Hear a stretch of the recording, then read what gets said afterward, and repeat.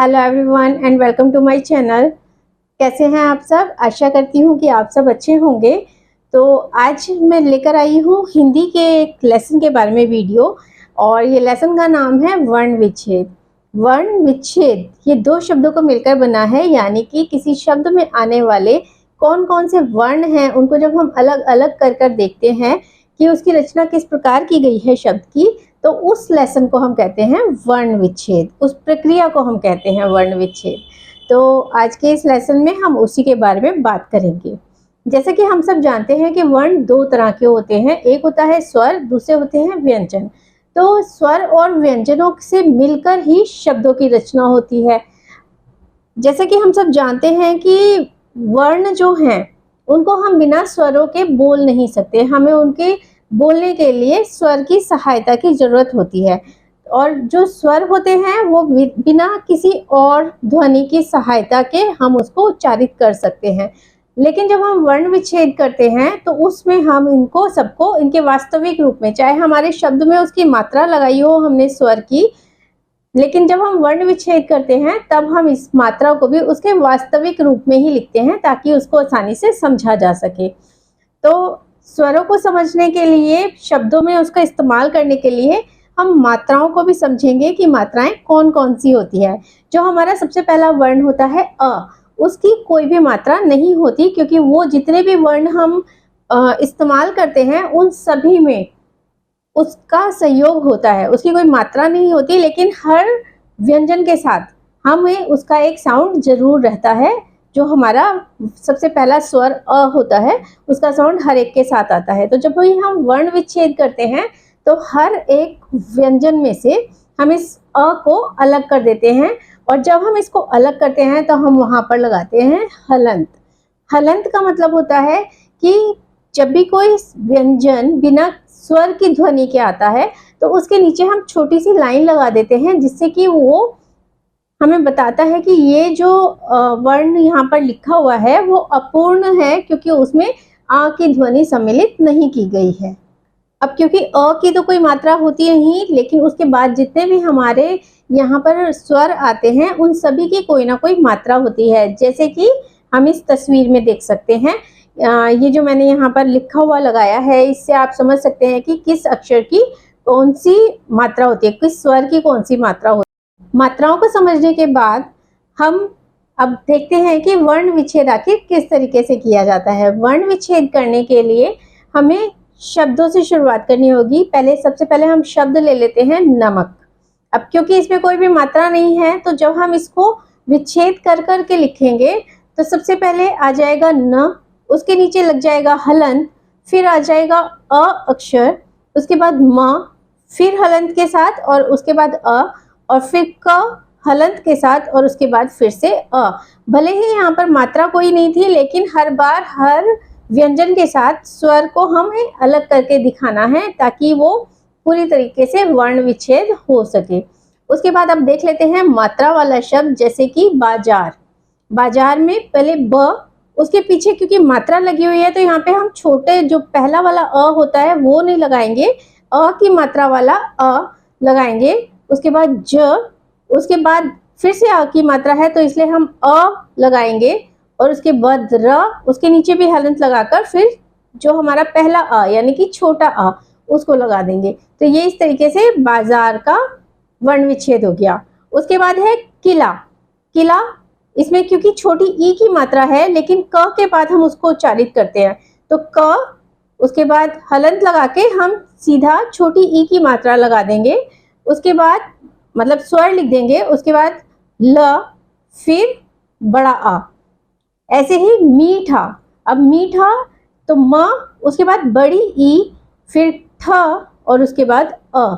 इस तरीके से चाहे जितने भी मात्राएं हमारे सामने आ जाएं, जितने भी शब्द के अंदर जो जो मात्राएं होगी उनको भी हमें उनके वास्तविक रूप, यानी कि मात्रा वाला रूप नहीं लिखना है, हमें उसका यहाँ पर उसका वास्तविक रूप लिखना है।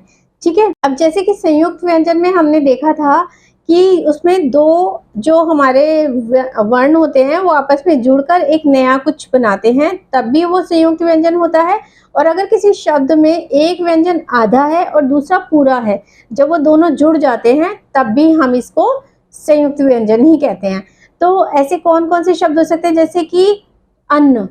अब अन्न शब्द जो है इसमें न आधा भी है और पूरा भी है, तो इसमें एक न जो कि आधा है उसके साथ अ का साउंड नहीं है, इसलिए हमने उसको आधा लिखा है। तो जब हम इसका वर्ण विच्छेद करेंगे तो किस तरीके से करेंगे, सबसे पहले आ जाएगा अ, फिर आ जाएगा न, उसके नीचे हलंत, फिर एक और न, उसके नीचे हलंत आ जाएगा, और फिर से अ, यानी कि अन्न। इस तरीके से हम उसका वर्ण विच्छेद करेंगे। तो यहाँ पे संयुक्त व्यंजन जो है वो यहाँ पे हमें पता चल जाता है कि कैसे हुआ। उसके बाद आ जाता है दूसरा शब्द, अगर हम देखते हैं तो ज्ञान। ज्ञान का अगर हमें करना हो तो हमें पहले संयुक्त अक्षरों को समझना पड़ेगा। संयुक्त अक्षर, क्योंकि मैं अपनी पिछली वीडियो में जहां पर मैंने वर्णमाला सिखाई थी वहां पर भी बता चुकी हूँ कि हमारी वर्णमाला में भी 4 संयुक्त व्यंजन हैं। तो वो वाले व्यंजन जो हैं, ये ज्ञ जो है उसी में से लिया गया है, यानी कि ज और च वर्ग के पंचमाक्षर ण से मिलकर ये बना होता है। तो इसको जब हम वर्ण विच्छेद करेंगे सॉरी, जब इसका वर्ण विच्छेद हम करेंगे तो इसमें हो जाएगा सबसे पहले ज, फिर प्लस करके साइन लगाने के बाद पंचमाक्षर ण, उसके बाद अ की मात्रा के लिए अ, फिर न, और उसके बाद छोटा अ। तो इस तरीके से संयुक्त व्यंजन जो है उनको भी हमें जिन जिन से वो मिलकर बने हुए हैं उनके साथ अलग अलग करके लिखना होगा। उसके बाद बात कर लेते हैं हमारे व्यंजन र की। अब र जो होता है हिंदी वर्णमाला में उसका बहुत अलग अलग तरीके से इस्तेमाल होता है, तो उसके बारे में भी समझना हमें पड़ेगा कि उसको हम किस तरीके से अलग अलग करके लिख सकते हैं। र का इस्तेमाल 4 तरीके से तो होता ही है। सबसे पहले हम देखें तो पहला इसका प्रयोग होता है रकार, उसको बोलते हैं रकार। रकार मतलब कि र जो है वो अपने पूर्ण रूप में आता है। जैसे कि शब्द देखें राखी, तो राखी में र पूरा बना हुआ है, उसके बाद अ की मात्रा है तो इसलिए अ, और फिर ख, उसके नीचे हलंत और साथ में बड़ी ई की मात्रा। तो इस तरीके से राखी का हम वर्ण विच्छेद कर सकते हैं। उसके बाद आ जाता है इसका दूसरा स्वरूप जिसको हम कहते हैं पदेन। पदेन यानी कि किसी वर्ण के नीचे टेढ़ी रेखा के रूप में ये नजर आता है, तो वहां पर इसका साउंड भी र ही होता है, लेकिन ये पूरा नहीं होता है वहां पर। तो इसलिए उसका किस तरीके से हम वर्ण विच्छेद करेंगे वो इस एग्जाम्पल के थ्रू समझते हैं। जैसे कि क्रम, जब क्रम लिखते हैं हम तो उसमें क के नीचे र का जो है वो पदेन रूप नजर आता है हमें, तो हम लिखेंगे इसको क हलंत प्लस का साइन, उसके बाद र हलंत, उसके बाद म, और फिर उसके बाद अ। तो इस तरीके से इसका हम वर्ण विच्छेद करेंगे जहां पर कि इसमें बीच में कोई भी मात्रा क और र के बीच में नहीं आएगी। तो इस तरीके से इसका र का रूप हम पदेन करते हैं। उसके अलावा होता है रेफ। रेफ यानी कि जहां पर र की मात्रा किसी भी वर्ण के ऊपर की तरफ नजर आती है, तो इसका एग्जाम्पल होता है पर्व। पर्व, इसमें रेफ जो है वो व के ऊपर है, तो यानी कि व से पहले उसका साउंड आ रहा है, तो इसका वर्ण विच्छेद हो जाएगा प प्लस अ प्लस र और व, फिर उसके बाद अ। इसी तरह से हम इसका वर्ण विच्छेद कर सकते हैं। उसके बाद बात कर लेते हैं जब ये ट अक्षर के नीचे, ट वाला जो ट वर्ग होता है हमारा वर्णमाला का, जब ट वर्ग में र की मात्रा आ जाती है तो वो नीचे की तरफ 2 डंडियां बनी हुई होती हैं, इस तरीके से साइन बन जाता है उसका कुछ, तो उसको हम कहते हैं ट वर्ग का पदेन। तो उसमें कैसे होता है ये कि जैसे ट्रक, तो ये जो इंग्लिश से आने वाले शब्द होते हैं ना हमारे ज्यादातर उन्हीं में यूज होता है, जैसे ट्रक हो गया, ड्रम हो गया, तो इस टाइप के जो शब्द होते हैं उनके अंदर ही हम इसको देखते हैं। तो ये यहाँ पर भी र का ही रूप होता है, जिस तरीके से हम रेफ और पदेन में इसको वर्ण विच्छेद करते हैं ठीक उसी तरीके से यहाँ पर भी होगा। उसके अलावा त्र जो हमारा संयुक्त अक्षर होता है त्र, उसके अंदर भी र का साउंड आता है, तो त प्लस र, तो त्र हो जाता है। उसी तरीके से श्र जो हमारा श्र संयुक्त अक्षर है, संयुक्त व्यंजन है, तो उसके अंदर भी श और र मिलकर एक संयुक्त अक्षर बनाते हैं। तो अब बात कर लेते हैं अनुस्वार की। तो जब भी हम वर्ण विच्छेद के समय अनुस्वार को देखते हैं तो हमें वहां पर बिंदी लगाकर नहीं छोड़ देना है, वहां पर हमें पूरा शब्द लिखना होगा अनुस्वार। जैसे कि अगर हम लिखते हैं हिंदी, तो हिंदी में सबसे पहले ह, उसके बाद विच्छेद हलंत लग जाएगा, उसके बाद छोटी ई, उसके बाद अनुस्वार पूरा लिखेंगे हम, उसके पास द, और फिर उसके बाद में आ जाएगा बड़ी ई। तो इस तरीके से जब भी अनुस्वार हम किसी भी शब्द के अंदर देखेंगे तो वहां पर हम पूरा का पूरा शब्द लिखेंगे अनुस्वार। अनुस्वार के बाद बात कर लेते हैं अनुनासिक की। तो अनुनासिक जहां पर हमें दिखेगा, यानी कि चंद्र बिंदु जहां पर भी हमें दिखेगा, तो क्या वहां पर भी हमें पूरा शब्द अनुनासिक लिखना होगा? तो ऐसा नहीं है।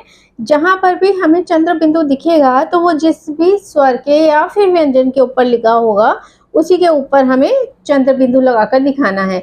जैसे कि हम शब्द देख लें चांद, तो च, उसके बाद अ आता है, तो बड़ा वाला अ लगाएंगे, उसके ऊपर ही चंद्र बिंदु बना देंगे, उसके बाद द और फिर अ। तो इस तरीके से हम इसको अलग अलग करके लिख सकते हैं। जैसे कि शब्द आंधी, तो आंधी में ही अ लिख के ऊपर चंद्र बिंदु लगाया, उसके बाद ध और उसके बाद बड़ी ई। ठीक है, तो इस तरीके से वर्ण विच्छेद हम इसका कर सकते हैं। इसके बाद बात कर लेते हैं री की। तो री जो है उसको बहुत सारे लोग री से कंफ्यूज हो जाते हैं, जबकि ये नहीं है, इसकी मात्रा अलग होती है। जैसे कि पृथ्वी, अब पृथ्वी है तो जो ये नीचे मात्रा लगी हुई है ये री की मात्रा है, तो जब इसका वर्ण विच्छेद होगा तो प, उसके बाद सीधा ये र लग जाएगा, उसके बाद थ के क्योंकि आधा है इसलिए उसके पीछे भी कोई मात्रा नहीं आएगी, और सीधा व आ जाएगा, और उसके बाद बड़ी ई। इस तरीके से ये री की मात्रा है। जैसे ग्रह, यहाँ पर ये पदेन र है, लेकिन अगर इसको ही हम गृह कर देते हैं, जैसे गृह कार्य होता है, तो ये री की मात्रा है। ओके, वर्ण विच्छेद करते वक्त हमें सिर्फ थोड़ी सी एक चीज़ का ध्यान रखना होता है कि जब भी हम कोई व्यंजन लिख रहे हैं तो उसके बाद हमें उसका स्वर अ हटाकर अलग कर देना है। चाहे हमें वहाँ पर कोई मात्रा अगर नहीं दिख रही है तो वहाँ पर हमें उसका स्वर जो है अ हटाकर अलग कर देना है, और हर एक व्यंजन के साथ हलंत लगाना ज़रूरी है। उसके अलावा हमें जो ये वर्ण विच्छेद कर रहे होते हैं तो मात्राओं का ज्ञान होना बहुत ज़रूरी है कि कहाँ पर वो छोटी ई की मात्रा है, कहाँ पर छोटे ऊ की मात्रा है, तो वो हमें वही वाले व्यंजन जो स्वर हैं उसी व्यंजन के साथ वो स्वर लगाने होते हैं उनके वास्तविक रूप में। तो इसलिए हमें इसके लिए मात्रा का ज्ञान होना भी बहुत ज़रूरी है। तो मात्राओं का ज्ञान भी रखिएगा साथ में, और उसके बाद इसको अलग अलग करके कोशिश कीजिएगा कि इसकी प्रैक्टिस कीजिए, तभी आपको ये अच्छे तरीके से समझ आ पाएगा। तो आज के वीडियो में बस इतना ही। उम्मीद है आज का वीडियो आपको अच्छा लगा होगा। अगर आपको ये वीडियो पसंद आया हो तो इसको लाइक कर दीजिए, चैनल को सब्सक्राइब कर लीजिए, बेल आइकन भी प्रेस कर दीजिएगा ताकि आने वाले वीडियोस की नोटिफिकेशन आपको मिलते रहे। उसके अलावा ये वीडियो शेयर भी कीजिए ताकि और लोगों तक भी ये नॉलेज पहुंच सके। अगले किसी वीडियो में किसी और टॉपिक के बारे में बात करेंगे और अपनी नॉलेज बढ़ाएंगे। तब तक के लिए bye bye and thank you for watching.